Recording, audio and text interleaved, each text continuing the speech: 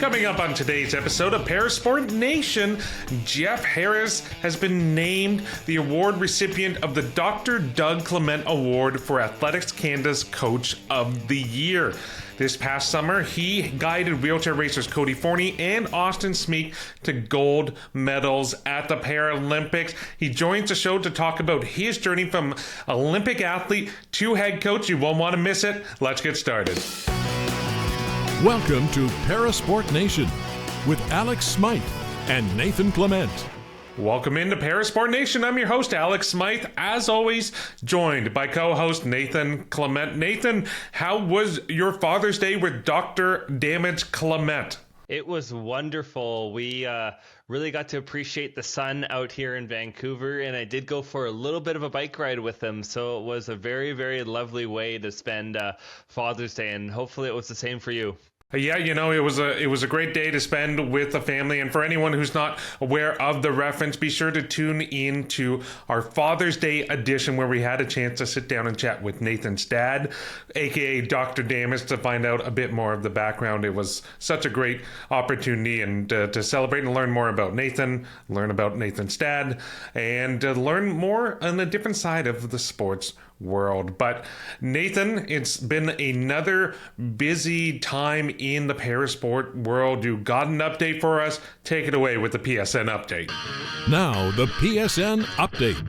The squad has been announced for the 2025 World Paraswimming Championships in Singapore, consisting of 19 athletes, headlined by Nicholas Guy Turbide, Nicholas Bennett, Danielle Doris, and Shelby Newkirk. Canada's roster looks to build on their successful August and September at the Paris Paralympics last year. Debuting 7 World Championship first-timers, the swim to September gets exciting. To the court, Canada's run at the U23 World Wheelchair Basketball Championships is well underway. Defeating Israel, Canada's tournament has them sitting at 1-3 with a must-win game against undefeated Germany to conclude group play. Looking for favorable seeding, check back into PSN to hear how Canada fared in the round robin and medal round. And that's the PSN update. Nathan, I'm very curious from your perspective as a former Paralympic swimmer, the fact that Canada is going to be debuting 7 kind of first-time athletes at the World Championships. That's got to be such a unique experience, but also quite an important first step for swimmers who are trying to get to that Paralympic level. Like, talk to us a bit about how important the World Championships are for that first time to get into another stage or level of competition. For any program, when you can have that amount of first-timers, that amount of athletes coming in is really, really encouraging because it shows your development system's really functioning well.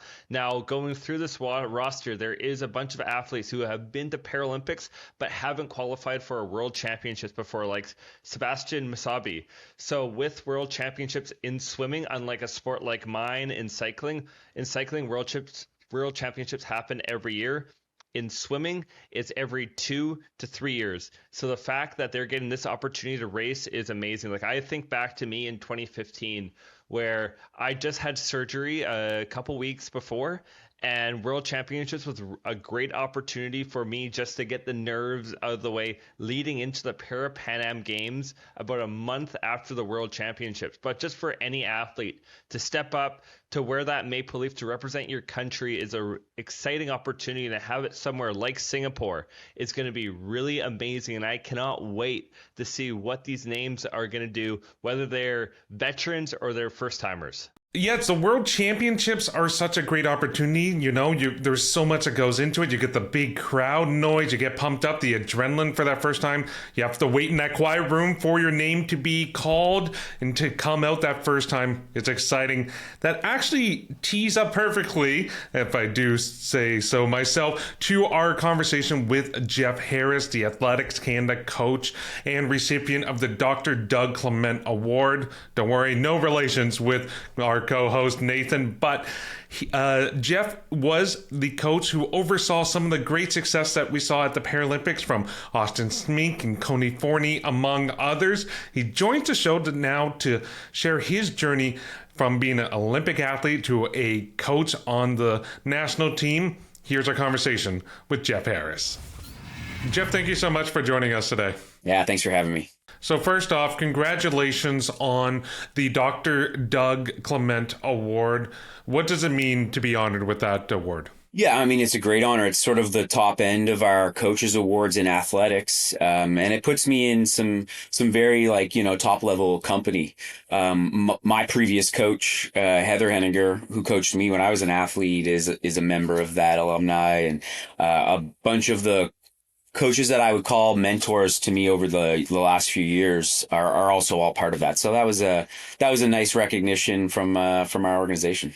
Geoff, thank you for joining us and congratulations on that award. You mentioned that you were a former athlete while you competed at the London 2012 Olympic Games. I want to go into how was that transition going from an athlete to a coach? Yeah, I had a really fortunate circumstance where I started coaching with the club and the group that I had been training with up until that point.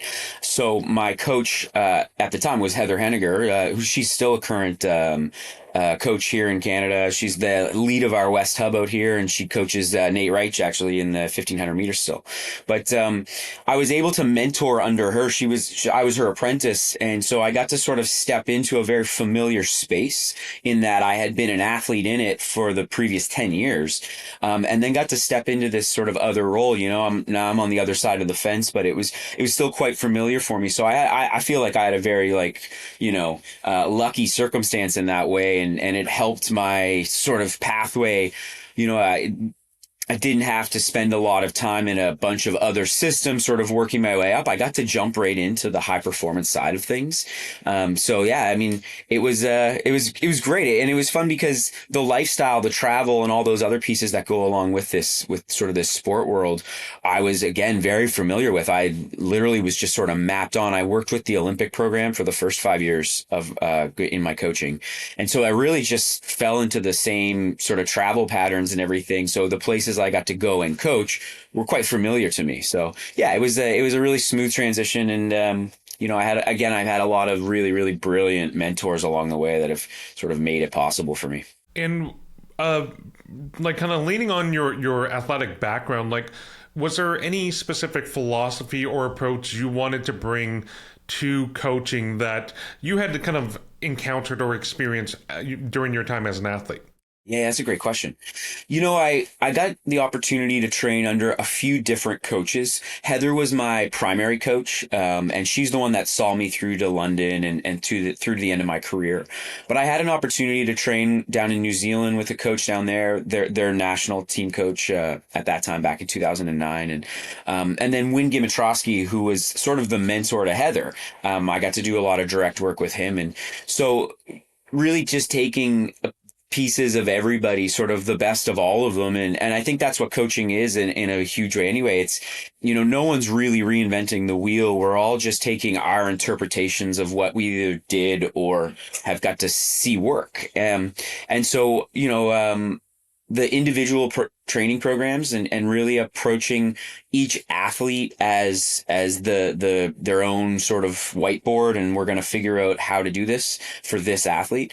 I think sometimes in our sport, a sprinter trains like X and a distance runner trains like Y, and if you're and inside of that there's some variability, but really figuring out that there's some really specifics on each individual athlete, and that's where coaching on the para side has been an even more interesting space in that, because now you have it's all the same things. There's really specific physiology, but then also this athlete also doesn't have half an arm, right? So now you've got to problem solve that other piece too. And so that's sort of the fun of para. It's definitely a more challenging thing, but it's really just being able to dive in and really figure out what makes that particular athlete tick. And then, we talk about gaps or gifts and those sort of notions, but really you lean into what someone's good at. So if someone's good at something, let's really just promote more of that. And that's fun to try to help an athlete find, And so I think that's what was done really well for me. I was a really relatively short runner. I'm only 5'7".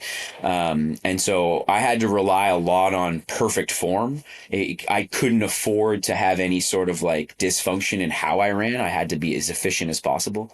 And so it's essentially applying that same model to all my athletes, find out what that thing is and then lean on it. With the para athletics program, a lot of the athletes are based out of Victoria and based out of that Western hub. Has there been anything that you've seen as a coach that you've grown the most with since working with Paralympic athletes?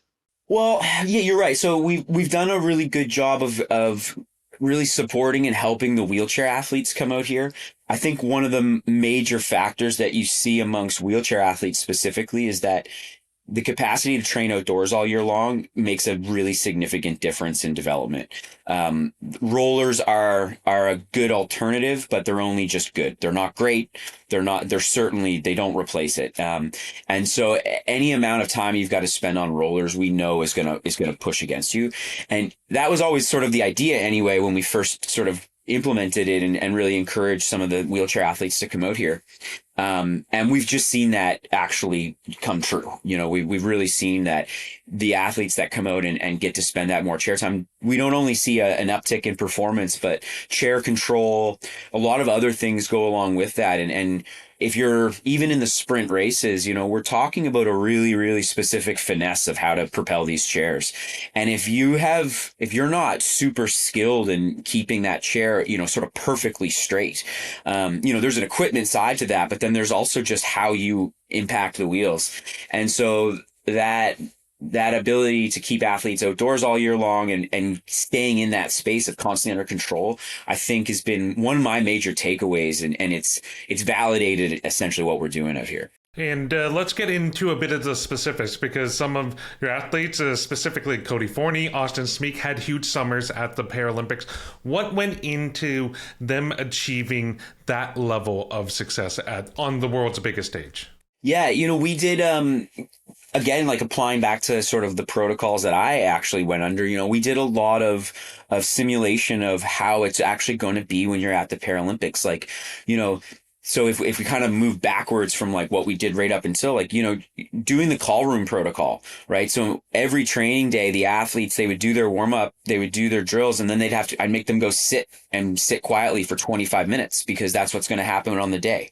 And they had to get used to that, which is out of the ordinary. Typically, that's not how you run a workout.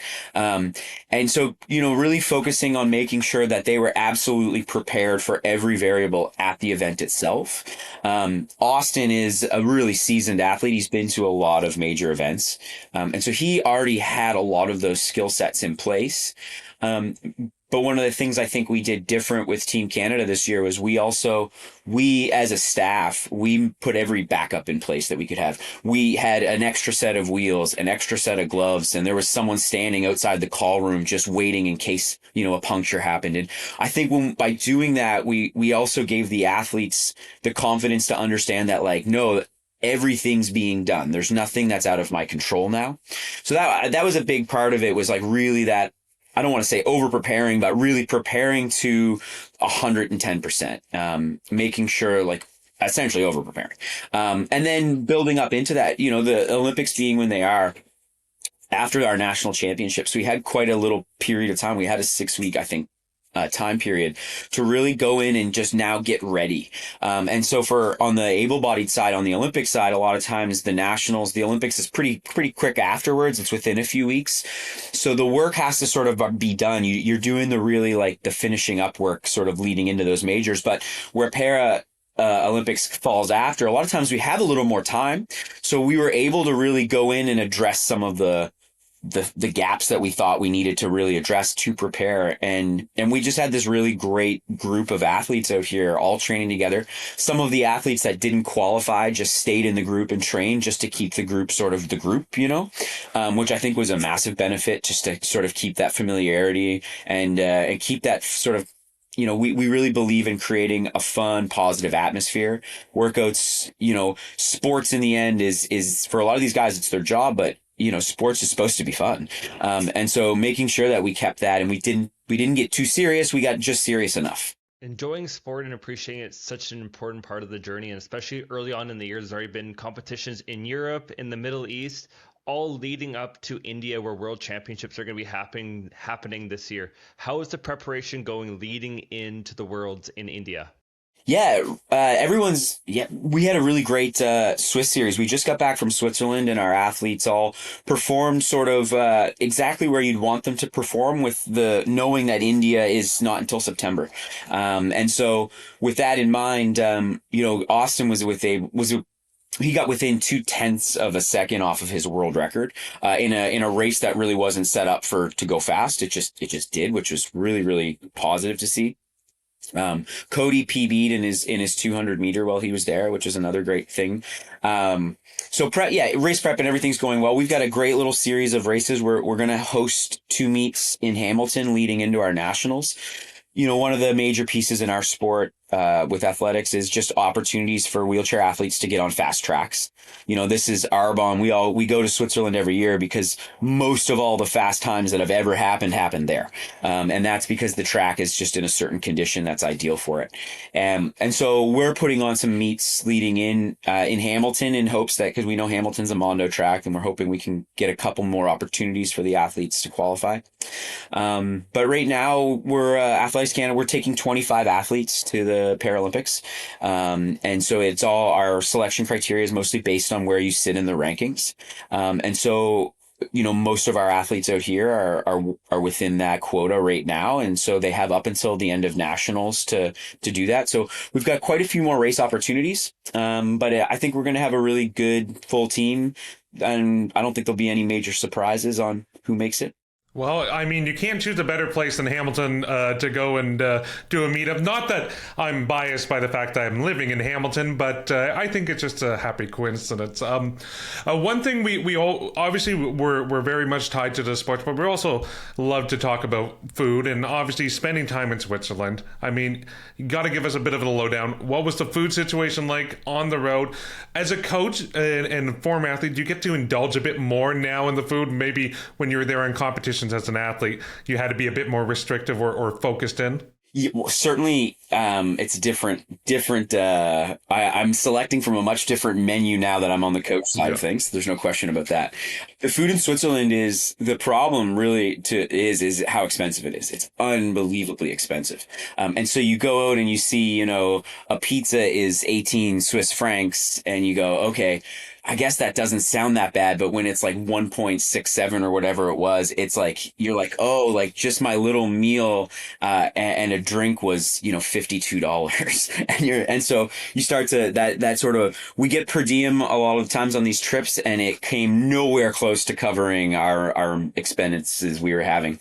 But that being said, I have a tradition. I've gone a few years in a row now. There's an Italian restaurant in Arbonne. It's one of the best food I've ever eaten in my life. And the first time I went, I ended up sitting with the chef at the end of the night, and where all wine was flowing. It was very, very it was a special experience, in fact. And so since then, we always go back to that spot. So I've eaten some of the best food of my life in Switzerland. But I've also paid the most amount of money for it. So it's kind of like, it adds up, it all lines up. As an athlete or even as a coach, getting onto that travel side, do you have a favorite venue that you've either competed in or been in? Yeah, okay, so that's a great question too. I got to compete in London in 2012, and that stadium, there's something special about that stadium. The way they built it, the way it reverberated sound, like for a lot of reasons and for a lot of athletes. I've talked to lots of coaches since who were also there as coaches, and they, that was one of the special ones for sure.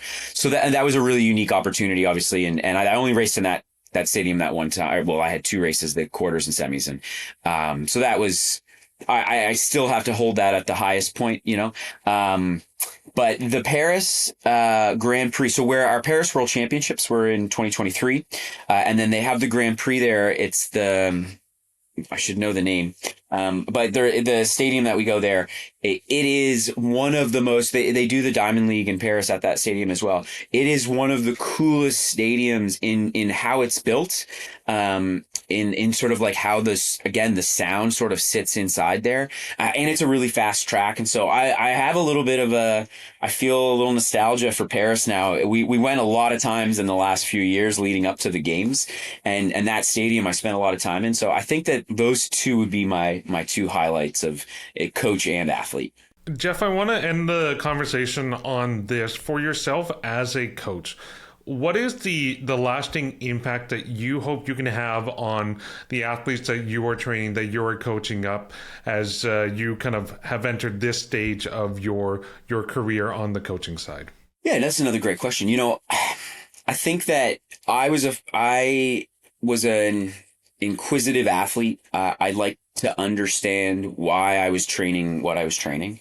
And the more you have a coach that keeps you involved in that process, the more intuitive it becomes, and it almost becomes quite obvious, really. Like, of course you have to do this because we're trying to accomplish that. And so I think that's my biggest hope, is that my athletes understand the why we're doing what we're doing, and to a point where they become a big part of the conversation. So that my hope is, so if some of my athletes go on to become coaches, then I think I did a good job. And some personality types, some people don't want to become coaches, and I get that too. But even those athletes, I want to have some autonomy. The feedback loop, the communication between me and the athlete, that's where everything's optimized. When I'm getting the real information back, and the athlete understands their body, and they understand not only what they were supposed to accomplish, but what they did accomplish in that moment, good, bad, or in between, that feedback for me is how I can then take the next step. And that has to be that has to be ongoing and open. And so, yeah, we really push for that here, that sort of like honest dialogue all the time. And I think it fosters future coaches. So that'll be my metric, is how many go on to stay in sports and work in some way in that space. Well, that's awesome. Geoff, thank you so much for taking the time. This has been fantastic. No problem. Anytime. Nathan, so much to pick and choose there from that conversation, but I want to start with Geoff's philosophy, his coaching philosophy. What did you make of that? It's not just trying to give the athletes the how and the what, but the why as well, and getting them to understand and buy into what he is trying to teach them. With very much what he was saying, it just spoke to me so well as an athlete, but as someone who's also coached and especially has that mindset of, yeah, we're getting paid to do this sport. This is our job, but also we want to have a great experience. We want to have fun, but we also want to have that great experience when we leave sport too. And especially how he mentioned it, how he spoke about, I want my athletes to be coaches down the road. Just shows the care, just shows the insight that he wants to bring to everyone. And just being able to know a lot of the athletes that he's coached, they care. They're very focused on the small details, on the little aspects, and really want to give back and be more and more involved. But also too, something that we've talked about a little bit off air, but it really stood out to us, was just the knowledge of and the interest around the mechanics, around the fundamentals, around the technique that goes into wheelchair racing, that goes into athletics in all the different classes. Yeah, absolutely. And I think that is the type of knowledge you gain from being an athlete yourself, and being a high performance athlete, because there's just that little bit extra. You have the understanding, how an athlete thinks, how to perform. Like he talked about himself, he always had to focus on the mechanics being perfect. He didn't have a room for error. And how that can actually translate into the para side of things, where there's so many other variables from the different disabilities and classifications, to try to hone in and get the best out of an athlete. I really love that. But the other aspect that I really enjoyed with him being that former athlete is that introduction of, okay, we're doing training. You're also going to get trained up and prepared to go and sit in that call room or that quiet area and rest for 25 minutes after you're warmed up, because that's actually what happens. And I always love coaches who really think about the entire process, the entire kind of breakdown of the competition, not just the race itself. It's the lead up, it's the kind of preparation for the race itself.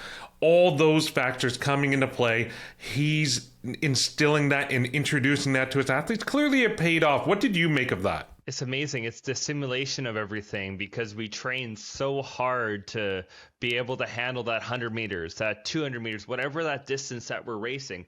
But almost as important is that preparation leading in, because nothing's going to magically change 1 week out, 1 day out, 30 minutes out. What matters most is being in that call room, being relaxed, being prepared, being in your mindset. It makes me think back to 2016 at the Rio Olympic Games. Is that famous photo of Michael Phelps just having that focused, determined stare in the ready room as a swimmer. And I even know from my experiences as an athlete, as a swimmer, being in that ready room and just practicing, preparing, and even going through your fundamentals is so key. Like when I tried to qualify for the Rio 2016 Paralympics, I was so nervous. I remember if I stopped moving, I was going to throw up, I was going to puke just from the nerves and just from the pressure. And I just had to keep reminding myself, remember your fundamentals. And I would go to stretching. I'd be going to do little things that would help me relax. And there's so many things that can really help you succeed in that build up, in that lead up. And that really sounds what Geoff is trying to implement with all of his athletes. And we saw what happened in Paris last year, but also what they're already doing this year. Like there's so many incredible performances. And as we get ready for India in the fall, it is going to be really remarkable and really amazing to see how the program goes forward and how the program just gets ready for that next quadrennial. Yeah, and down the line, how many of those athletes end up becoming coaches? As Geoff has said, that's a criteria for him as a coach. I think that is phenomenal. We'll definitely be following all the great progress Athletics Canada and the athletes are making as they continue to compete. We also have a bit of a tease for upcoming over the next few weeks and few months, because last week I had a chance to go to the CPC Milano Cortina Media Summit in Toronto. Got to speak with so many great athletes. We're going to have interviews from all the different winter sports that we're going to pepper throughout the shows as we make our way to Milano Cortina starting this Friday. We will have Brittany Hudak as our first interview subject, so be sure to check that out. Give it a watch, give it a listen. AMI Audio, AMI Plus, YouTube, wherever you find your podcast, you won't want to miss it. For Nathan, I'm Alex. We'll catch you next time. Thanks for tuning in to Parasport Nation. Like and subscribe to the channel to follow us now.